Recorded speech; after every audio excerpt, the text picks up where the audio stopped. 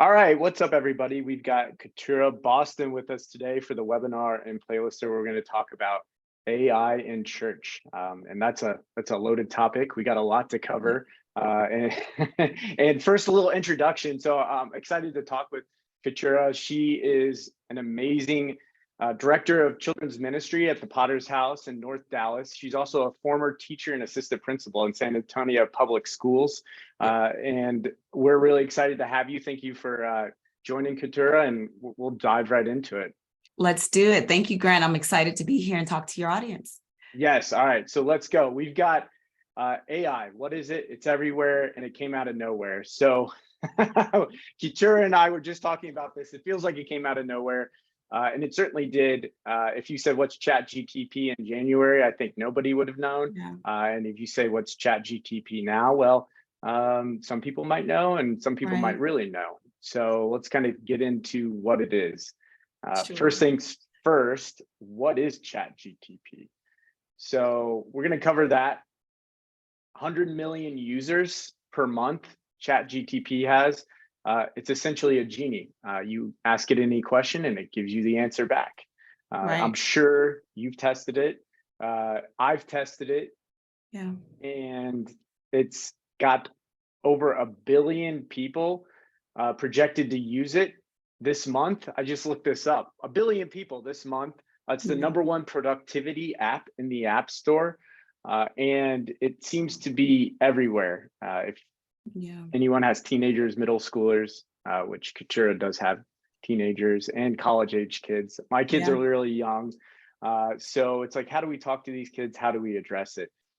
This is going to be the big one that we're going to have to talk about. And philosophically, what do you do with your kids, right? So it's like, okay, how is it being used? How is this tool, ChatGPT, being used by kids and adults? So we're just going to cover a lot of different things of how it's being used. Used at work, used at school, used by kids. Keturah, have you heard anybody at your church using it, like staff, or have your kids talked about using it at all? Yeah, so not so much my staff at church, but definitely my college age students. And so the first thing I heard about it was around the end of the spring semester, right? Finals are happening and papers are being done. And so the conversation starts like most conversations do around the kitchen. And it was like, Mom, they have this new thing out. I've got like a 10-page paper to write. Me and my friends are trying to figure out, is this the thing we should use? How do we properly cite sources? How do we turn this in and maintain the integrity of our writing? Use this, maybe this software with, fidelity, but we don't really get it yet, but this is out there. And so immediately I'm like, what? I went to college too, and I don't remember there being these kinds of options. So yes, I've definitely heard about it. It sparked some conversation in our home because I have 2 college students, one that's in a dorm and one that's still under my roof. So definitely piqued my curiosity. Yeah. Wow. I had to walk to the library to use the internet when I was in college. Absolutely. Remember the computer lab? Right. Exactly. That was me. Like they're like, oh, Dad, not another computer store.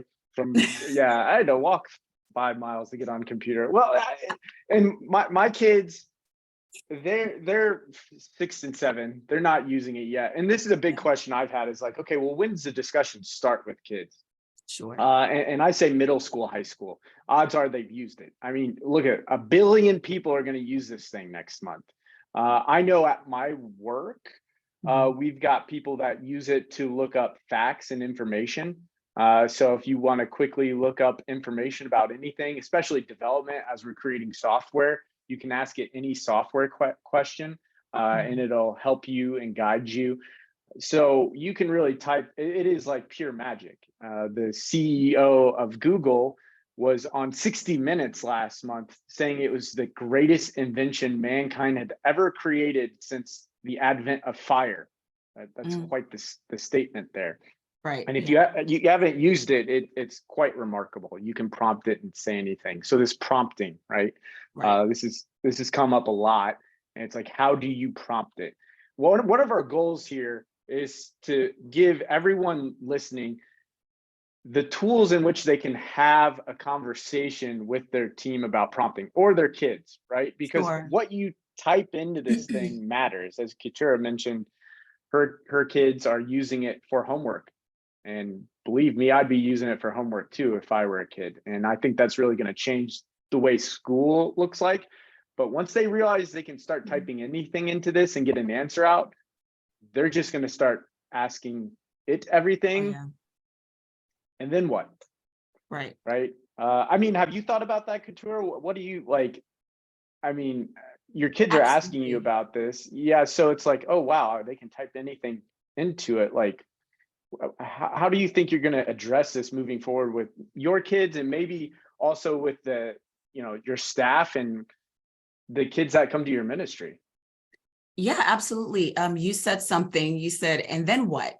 Right? Yeah. That's all I've been thinking about. So we have this technology, and then what? Kids have access to it. And then what? Because we don't know what they'll do with it without information.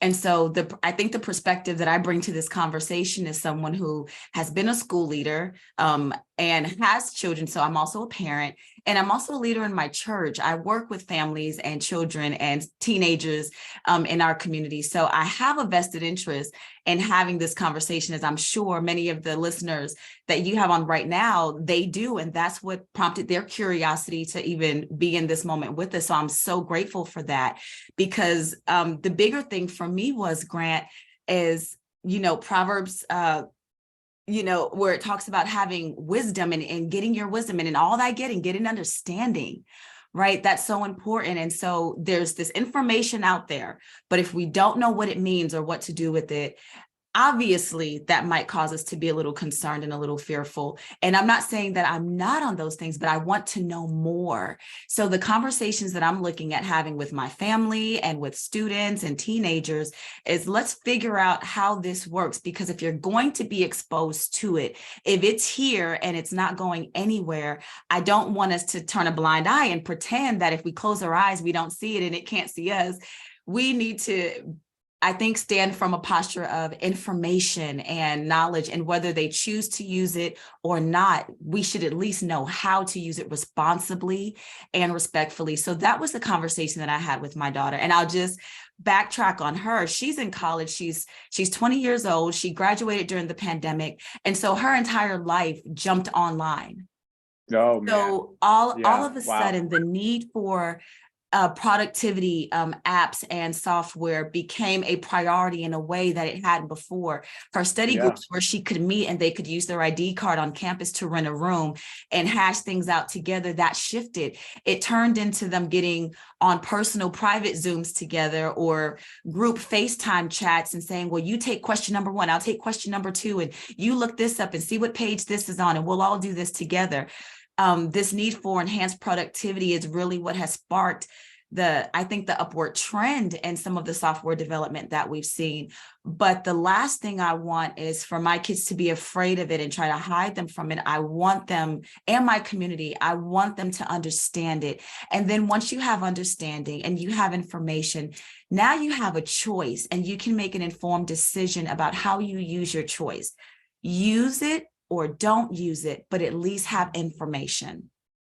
Yeah, that's the biggest, like, use it or don't use it. At least you have information. And it's our responsibility as adults to tell them, like, here's the information coming out of ChatGPT. If you're typing in this question, like, here's the risk. You're outsourcing your thinking. Like, I Absolutely. could, if I go in the DeLorean, go back in the time machine, I'm like, I'm a college student. Well, I'm just going to start throwing into ChatGPT every single question my professor asked, and boom, there's Yeah. the answer. I've just outsourced my thinking Yeah. completely. Yeah. And that's a scary thing, where as a parent, you got to sit down and say, hey, there's something coming out of here and you can use it. Like, yes, it can be productive. Yes, it can help you. Think about what it's saying to you thoughtfully. Like, this allows you to go deeper with the information, because now you don't have to work so hard to get it. So this prompt engineering, where the term comes from the professional world, where prompt engineers are Yeah. being hired by companies where they're the ones that interface with the AI and ask it questions. Kind of like on your accounting team, you're going to have a prompt engineer that is on the accounting team that's solely in charge of inputting information to ChatGPT, getting information out, and sending it to the team. So you need to be your prompt engineer for your church. You need to understand who's using it, what they're typing into it, and then what's coming out of it. And then having a discussion about that. And you're going to be a prompt engineer for your staff, and then probably at home for your family. And you need to supervise what's going in and coming out. And that's the way churches can start protecting themselves. Ignoring it is, I think, turning a blind eye to an incredibly powerful tool. And people are going to use this anyway. So what are some best practices that we can put into place here to protect ourselves? And by ourselves, I mean like church staff. If you're on the IT team for church, like how do you protect your team? And then if you're in the children's ministry area, like how do you have conversations with your parents and kids? So that we can go down those two tracks, right? And I'm sure people are just now realizing what ChatGPT is, let alone putting in places processes, right? For their staff, right? We might be jumping the gun, like cart before the horse a little bit here. So this is purely a space where Keturah and I are going to think out loud and come up with some ideas in which you can talk with your staff or talk with your kids. So I'm going to go first, and then Keturah is going to go. I'm going to take it from the IT perspective. So here's what I'm thinking, and I've had discussions with IT leaders. You need to have somebody in charge of AI, where the tools live, who gets access to it. You need to have a formal meeting in place where you sit down and you say, okay, team, what AI tools are you using? Who is using it? What are they creating? And then who has access to it? So it's all security level stuff. And that should just be step one, have a meeting that takes place. Everyone tells you what tools they're using, who has access to it, begin there. Children's ministry, I'd love to hear your ideas of what you're thinking, Keturah. I was like, do I talk to the leaders first? Do I talk to the parents first? Like, where's your mind go when it comes to setting up a process for churches to begin to have this conversation about ChatGPT and AI? Yeah, for sure. I think the first step for me is just having conversations because of the work that I'm in. I don't know that children at the elementary level are necessarily prepared to have full access, but I don't think we need to wait to have the conversation. So it's kind of a multi-tiered approach. I think we start with the staff. Like, say, for example, as a children's pastor, my next step would be to have a conversation with my colleagues and help identify what types of AR are we already using? Because I think that's the thing that really surprises a lot of people, to know that when you did this, that was a form of AI. When you allowed Face ID on your cell phone, form of AI, retinal scans, right? The thumbprint, the prompting when you write an email and it gives you 3 choices of how you should reply, based on how you've replied in the past. That's a form of it as well. When you go on social media and I won't name them, you know where you're at, right? But sometimes depending on the post that you respond to, it will prompt you to have kind of a canned response that you can use. And some of us take advantage of those and maybe we add on. So I think identifying what we're already using. The next step would be identifying what we want to see in the future. So you might have to think, creatively, let's think 6 months ahead, because it's no longer a year, right? We try to build out our annual calendars, at one point in the year for the next year, but try smaller steps, like thinking within the next 6 months, not based on the rate of technology, but just being visionaries. What do we see that being, and what would we like to see? What would enhance what we already do in a way that we're comfortable with?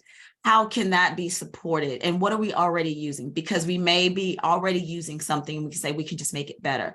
When it comes to families of our youth and our teenagers, I think the next step is creating a forum to have a conversation, inviting parents in on it. You want to tool them. You want to put something in their hands. I don't know if that's an article or if it's a face-to-face conversation. I'm very much relationship oriented, and we're very close to our families. I like to talk to them. I like to ask them what their questions are. I like to ask them if they've heard about it, what some of their concerns might be, because we all have concerns, especially if you work with young people or have young people that you care about, or if you're a parent. And so kind of starting there, I think, are good starting points. I think they're very disarming in a sense, because you have an opportunity to just have honest conversation about real concerns and also be a little bit creative and dream a little bit as well. Yeah, you made a couple of excellent points. Middle school, high school. If you're Mhm. talking to your kids, that's where to start. I don't think elementary school kids are No. going to grasp with this. Also, the forms, creating forms, being relational. I think Orange Curriculum has even a cell phone contract that they have part of Yes, their XP3. So it's like, okay, they yeah, use it. bingo. And that's very important.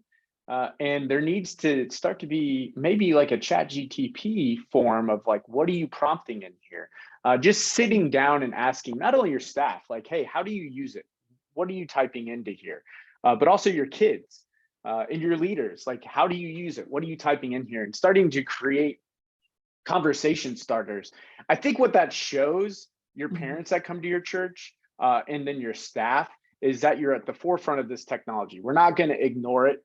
In Right. fact, the church is really needed from a philosophical standpoint of how to understand what's coming out of it and how to interpret that. Because at the end of the day, it is AI. We are still human, and the human element matters when it comes to deciphering what's coming out of this machine. It's got tremendous power, and we need to monitor that. I think it's very important is to monitor it and have conversations about it. Don't sweep it under the rug with your kids. Don't sweep it under the rug with your staff.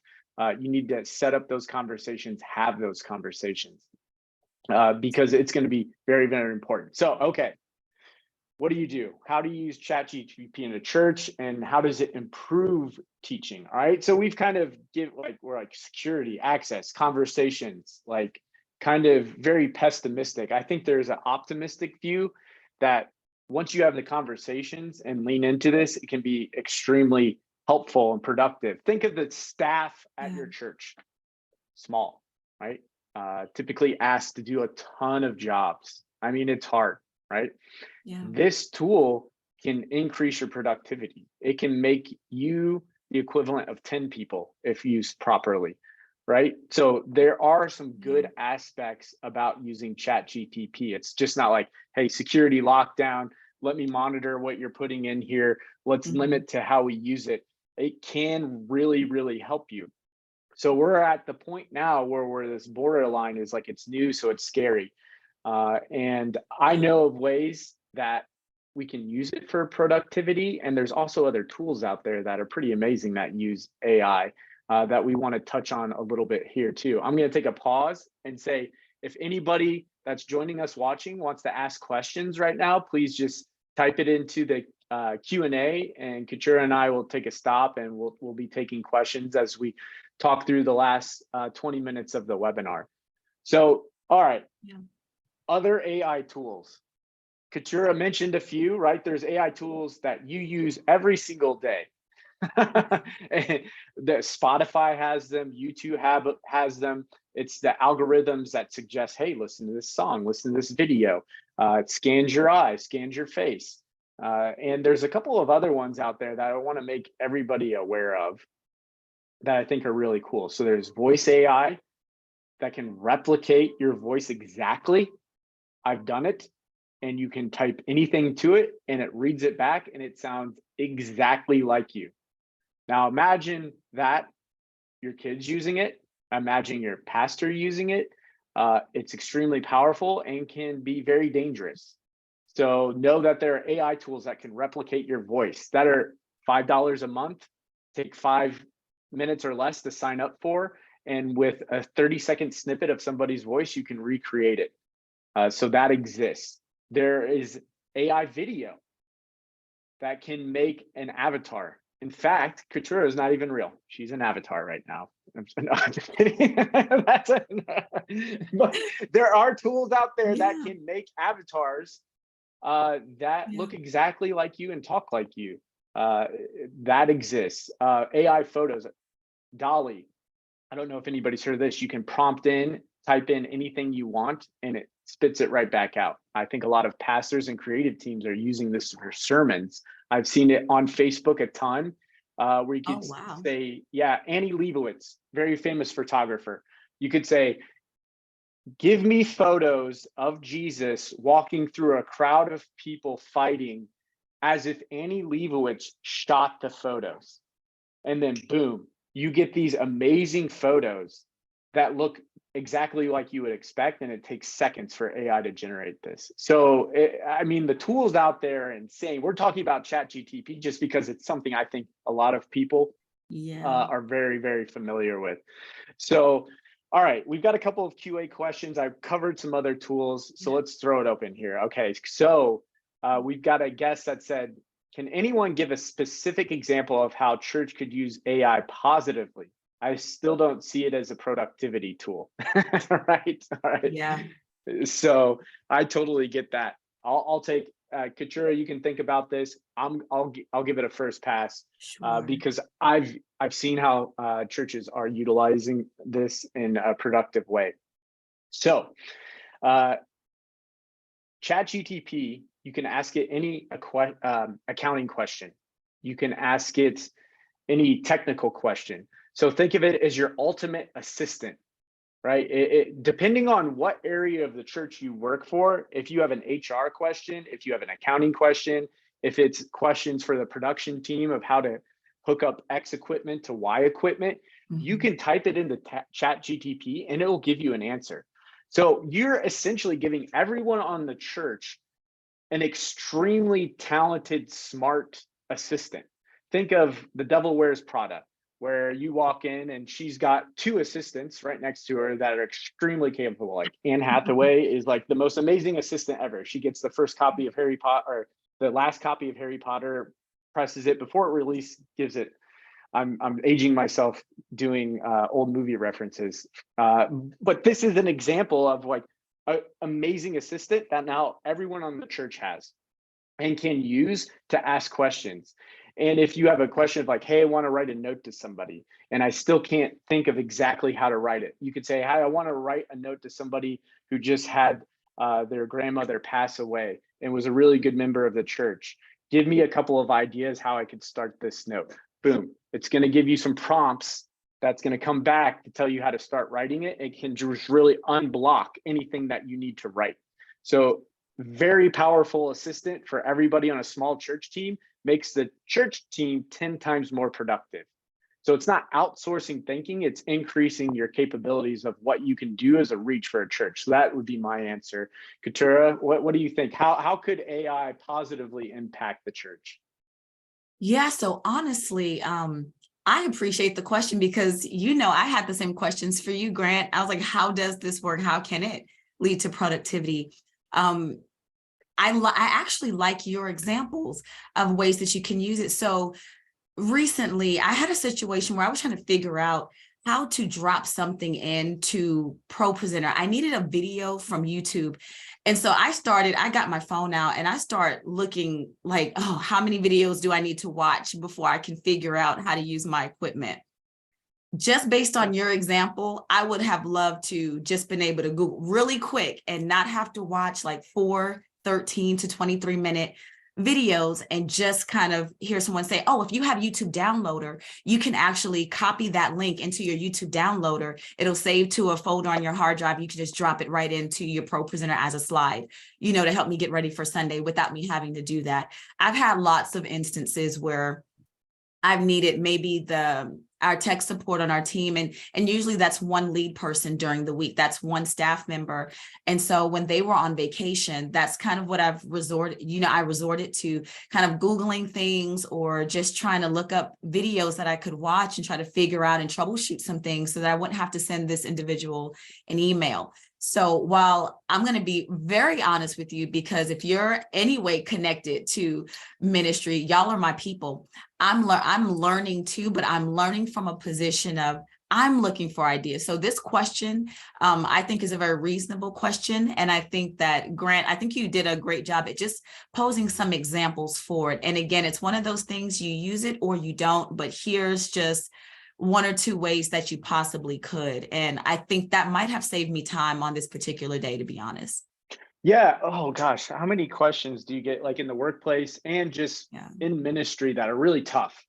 Yeah. right? In kids ministry, you're dealing with a tough situation, really tough situation with a family. This is something where you can start, where you might Google, right? Just think of it this way: you typically Google, then you search for the answer.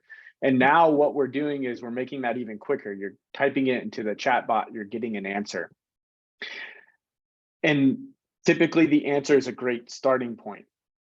There's questions coming in from the Q&A is like, hey, like, can we trust these tools? Is this going to decrease our capability for thinking and creativity? You got to really think of what it's like. Now you know, and knowing's half the battle. So you Yeah. got to think, what is this thing telling me? And really understand that what makes me human is my emotions, my capability to love and feel. Like that's not something that Chat Right. GPT is going to have. So Right. you need to take what's coming out of it and then apply your human nature to it. And if you know that and understand it, I think it can be a tool for good. And the church has to, I believe, be in the forefront of philosophically applying the virtues of being human to what's coming out of AI. So Yeah. everyone that's in this room is a leader, right? And it's understanding and communicating to the rest of the Mhm. community what comes out of this. You need to interpret through your like humanness, the virtues that you have, the Right. ability to love and care, and understand that it's incredibly important, because you could either just say, hey, I don't trust this thing, I'm not going to use it. Right.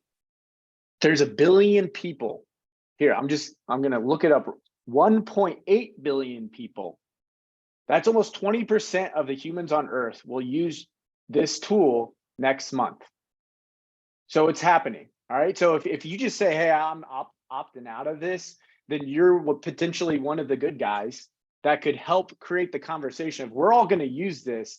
Philosophically, though, we need to think about what's coming out of it and apply human virtues to it. And that way we can ensure that all of these security concerns and philosophical concerns are addressed properly. So like we've got a question here is like, how do we trust the chat AI tools? If we I don't think, know, yeah. yeah, go ahead, Keturah. Yeah, I was actually going to say this. These questions are real questions, Grant, that people are asking. Like, honestly, I don't think this is a technology to be trusted. I think it's a technology to be managed. I don't think you need to trust it, but you need to trust yourself. And so how you use it, I think that's probably most important. What you're putting in controls the output that you get. The more you can correct the thinking of this technology that has the ability to adapt to responses and inputs, I think that's the role that you will play if you choose to use it. But I would never presume that we trust it. One, because we know that whenever something is new, there is this period of time in which there are so many unanswered questions. There are so many things that we don't know about it. And if you give it time, things that you didn't anticipate, unintended positive or negative consequences will float to the top. So that is a reality. So keep listening, because it's not a bad question. It's something that you do need to keep in mind. This is not a technology to trust. It's to, as you watch it evolve, the virtues and who you are as a person, what you're putting into it is going to continue to teach it positive things. Now, the people that are using it, they will figure out how they want to use it as well. We know that anything good can be used negatively. And that's Yeah. just the truth. We've seen every good thing somehow perverted or tainted by someone who just has bad intentions. I am willing to bet that in this world, there are more of us that have the intent of doing good than doing harm.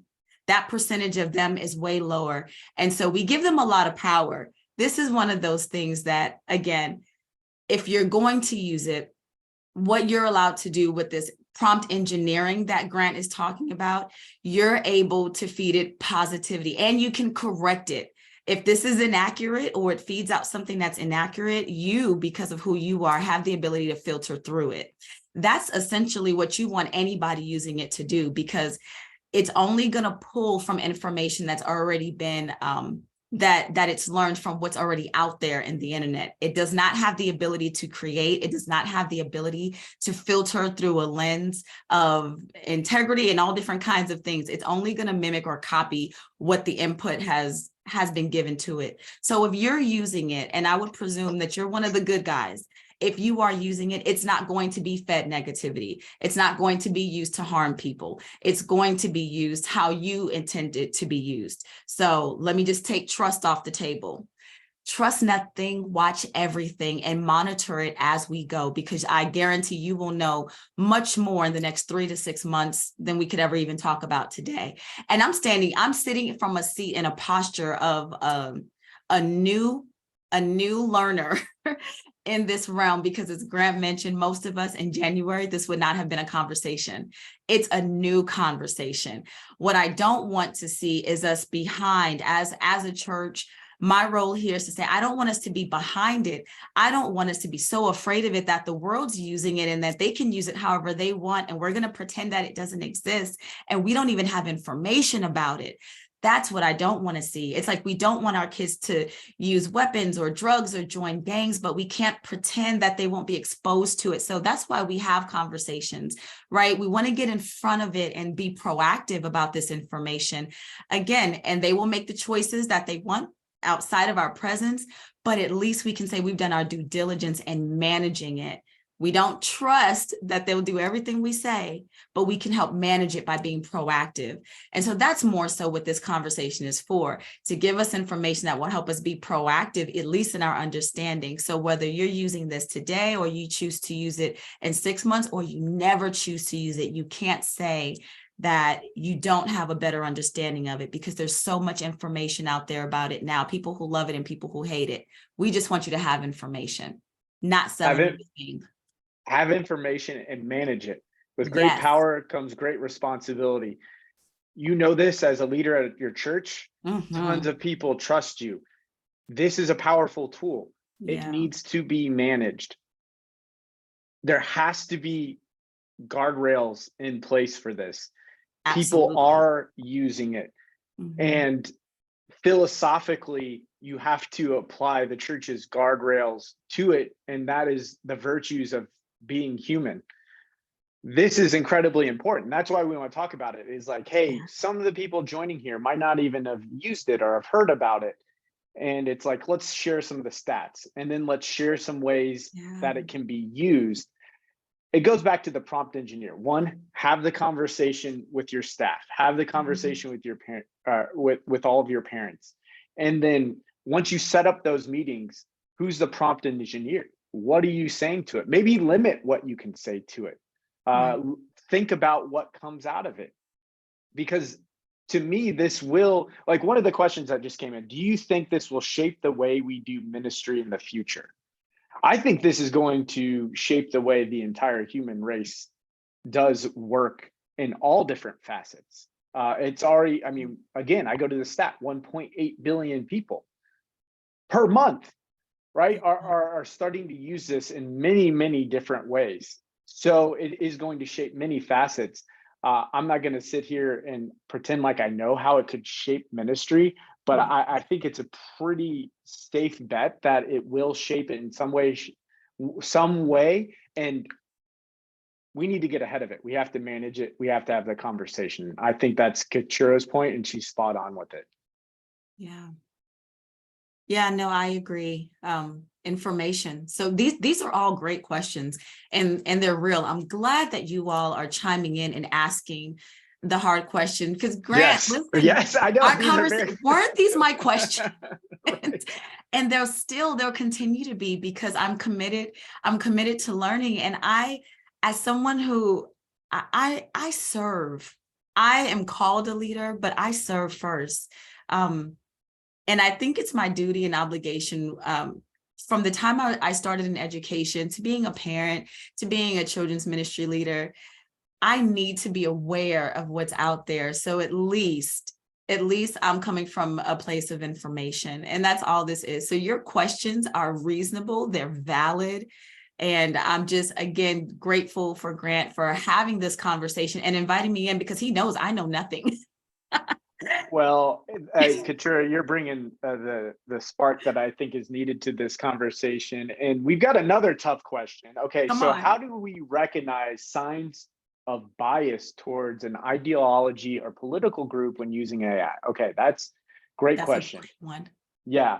All right. So we've been talking a lot about Chat GPT. Let's talk about Bard. So Bard is Google's version of the chatbot. And I'm sure everyone in here, absolutely positive, Googles something maybe like 10 to 20 times a day. Bard is Google's version. So it combs the open internet. So everything that's accessible, Bard goes into and scans for its answer. So it's taking the open internet as its learning playground, synthesizing that down, and essentially typing out the answer based off of what it sees. So you got to consider what tool you're using. Many different chat bots that run off of AI exist. And Chat GPT is Microsoft's, Bard is Google's, and then you've got various other forms. Like there's one that Khan Academy has to tutor students that they've just released. So they're on smaller scales too. You can even download software that you can install locally on your computer that is your own chat bot that takes all the information on your computer and starts to synthesize that into information that you can then type out. So this is going to, I think, go very quickly, where there's sources of different chatbots you can talk to that are going to have different ways of answering things. Today, though, I think your best bet is probably use two of the biggest ones that are run by Microsoft or Google, because it's using the open internet. And I think that is the one, in my opinion, that's probably going to have, it's going to be, the answers are always going to have to be managed. You're always going to have to think about them, but potentially the least bias because it's got access to the most information. Yeah. All right. And then so you'll recognize it the same way you do anything else. The same way you notice a post that's written and you feel this sense of bias, you would use that same intuition that you have and say, let me dig a little deeper, right? This could be opinion. These things could be fact. I still actually trust you as an end user. I trust people to make those kind of calls. You can tell if something is biased. You can how'd that tell make you if, feel? Right. right, how does it still make you feel? That's the thing that AI can't do. That's the thing that no technology is able to do. It's really subject to the user. And so I would just implore you to keep using what you already have, that innate sensibility that says, you know, this kind of sounds like it's leaning one way more than the other. And then it should prompt you as a user, let me dig a little deeper. Let me see if this is the stance that I believe is being communicated. Let me do a little research myself. That's still okay. It doesn't mean that it's the end all be all. You don't just get a response back and say, well, I guess that's it. That's not it at all. It's just another tool, like every tool we've been using. Safari, Google searches, YouTube, you still weigh the information against what it is you feel that information is offering you. Yeah. How does it make you feel? And here, I'm going to end this on a high note. I think this is a positive thing that's happening to the church, because here's what AI cannot teach kids. Can't teach them. Can't teach it confidence. You can't, like, confidence in a kid can't be taught by AI. Team spirit, self-control, initiative, friendship, loyalty. That's all taught at the church, human to human.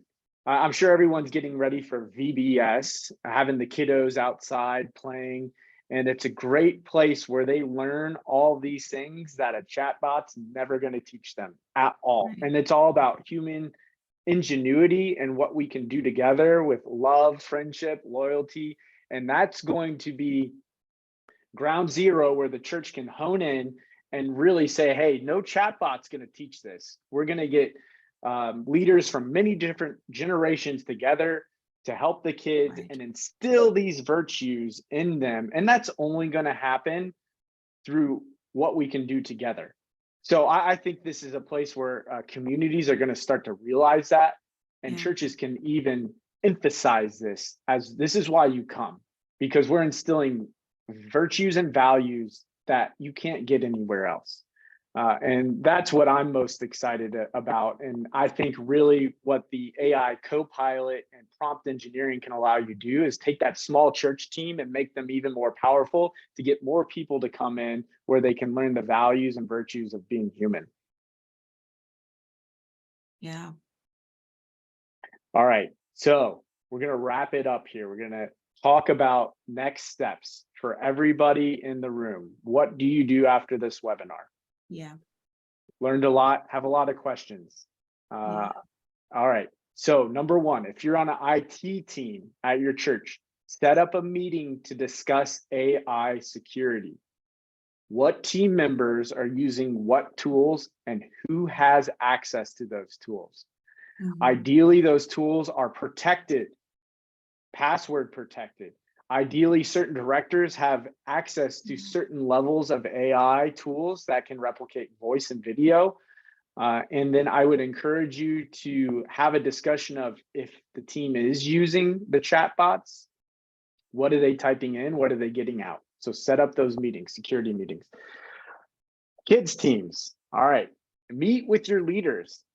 What are they typing? How can they use this for good? How can they use it for bad? Set up security protocols and think about it this way. Keturah had this awesome idea of managing it, having the conversation around it, setting up tools to have the conversations around it, right? You already Yeah. pass out cell phone contracts to your middle schooler and high schoolers.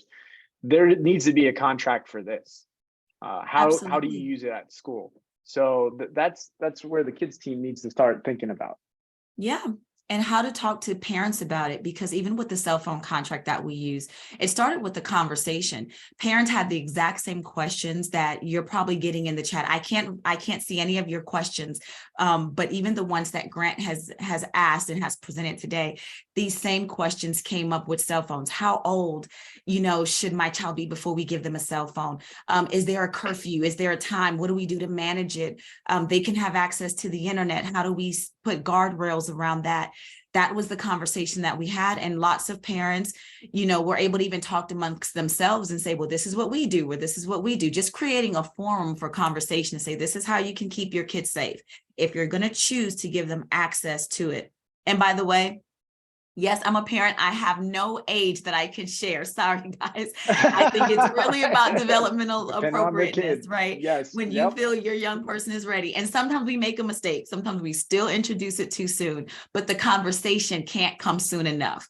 And so that's why we create forums and provide opportunities for families to come together, present this information. And you can start it like this. Here's the prompt. You're not selling anything. You're not trying to convince them of anything. You're making them aware. This technology, this software, these tools are out there. When they come to your schools, when they come to your kids' campuses, as they're having conversations, this will present itself. This is what I want you to know. This is what mom, dad, grandma, auntie, uncle, guardians, this is what we want you to know about this tool. Whenever you feel like you're curious about using it, please come talk to me. Let me be a part of this. Let's do this together. Let me know what you're learning. If it's presented at your school campus, maybe contact the school. How are you teaching this to my child? What information should I have as a parent? How is it being used? What are the regulations? Is there a new code of conduct around technology use on your campus for this particular piece of technology? What do I want it to be in my house? I think those kinds of questions are great, and you don't have to feel as though they're intrusive. You're not superimposing, your ideas. You're just trying to get information. And as a parent or a leader, you have every right to, but you also have the responsibility to share it as it comes. That is how we protect our community, because if any of us are waiting for government regulations, we might be waiting a long time. And I don't think we should stand letting any grass grow up under our feet while we wait for that to happen. I think as a community who care about each other and care about the future of our kids and how they use any technology, right? We protect them by giving them information, but also being leaders in that information so that they know they can come talk to us about it. If they don't think that they can, if they don't feel that it's safe to have a conversation, they may not ask. So again, I think even suspending my own bias, this is a challenge for me, guys. It's a challenge because I'm suspending what I don't know and saying I have to be committed to learning more because I am a servant of kids and their families and my community. And I'm doing them a disservice by saying I'm not going to engage because of my fear of what I don't know. I've got to learn more, and I've got to do everything I can to help inform my leaders, my colleagues, my parents, and my own children up under my roof about how this can be used, how it shouldn't be used, and what we can do to have conversations around it. So I encourage you to do the same. So hopefully that helps someone. Just think, how do I start the conversation? You can have this script verbatim. Take it like it's yours. I guarantee it'll evolve in the next 6 months. So God bless It you will. guys. Yes, thank you so much, Keturah. We're glad you could join. We're going to plan to do a couple of these, and this has been fantastic.